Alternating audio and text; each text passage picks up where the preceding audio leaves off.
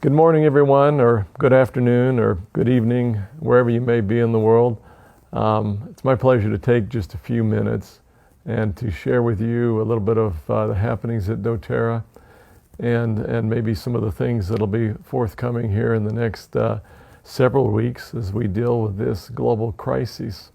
First and foremost, we recognize that people are being impacted around the world, and our hearts certainly go out to those who may have been directly impacted by this virus or who may even have lost loved ones.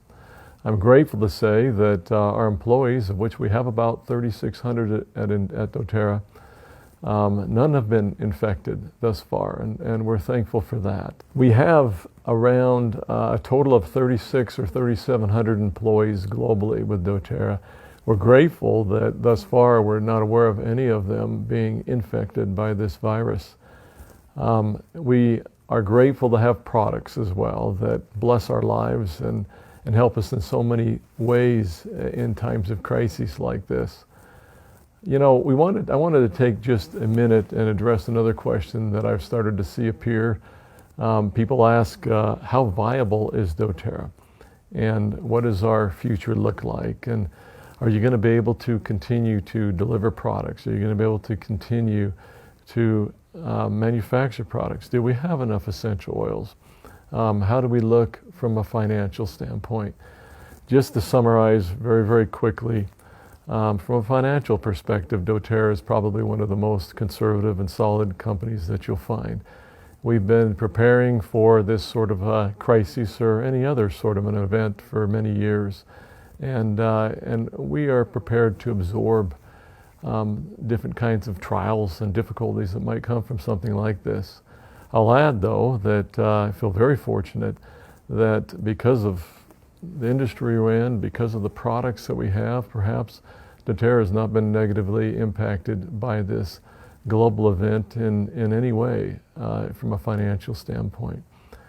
We are grateful for all of you and for the way that you continue to serve one another. Addressing our supply of essential oils, I think as all of you know, or many of you know, we have a most remarkable supply chain employing upwards of 160,000 people around the world in the growing, producing, and distilling of our essential oils in various countries. We feel a huge commitment to these people as well. But fortunately, we are not slowing at all. We have a significant supply of essential oils that we've been building over the years. And so we don't foresee any shortage in manufacturing or any shortage or ability to send you these products. As many of you are aware, doTERRA has a very powerful culture as well. This culture involves a number of things. It involves how we treat one another. It's built around building people and supporting people and growing people as well. We hope as we go through this crisis together that you will remember those around you. Remember to be kind, to be thoughtful, to be helpful. We can help in so many ways. We hope that you won't succumb to some of the fears that seem to be gripping many. I want you to know that at doTERRA we do not feel fearful. We feel very confident about the future. We're actually growing, and we expect to continue to grow in a significant way this year and in the years to come. One of the things we did immediately when we were faced with this crisis was to develop some teams. These teams have been operating in a fantastic manner. Corey Lindley oversees one of these teams that involves people from all different parts of the company, and they work to react and to pivot very quickly to changes that happen on a daily and sometimes even an hourly basis.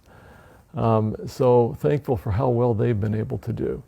Also, Emily Wright and many of our marketing people also are moving ahead and trying to produce as quickly as possible some fantastic online education. This is something you'll continue to see more and more of coming out.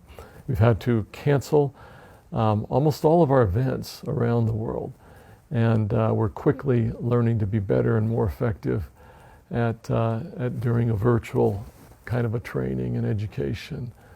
So expect to see a lot more of this. Looking to the future, as I said earlier, we feel very, very fortunate to have many of the products that we have, and have the kind of a company we have where we look out for one another, to have products that are even helpful and very, very useful in this type of a crisis. As we look to the future, we think it looks very bright. Looking at our Chinese offices and market alone, we've watched them go from a complete quarantine situation to today being back at work and really business as usual in their operations. And we think that much of the world will follow this as well. We encourage everyone to follow the guidance from your local governments and to seek to practice that social separation and to be responsible and to help bring this virus under control as quickly as we possibly can. We look forward to seeing all of you again and being able to come out to where you are to visit you in your countries and in events around the world. We're so disappointed to have had to cancel so many of these, but we know that you understand, and again are grateful for you, for your faith, and for your sense of service in these difficult times. So thank you, and be careful.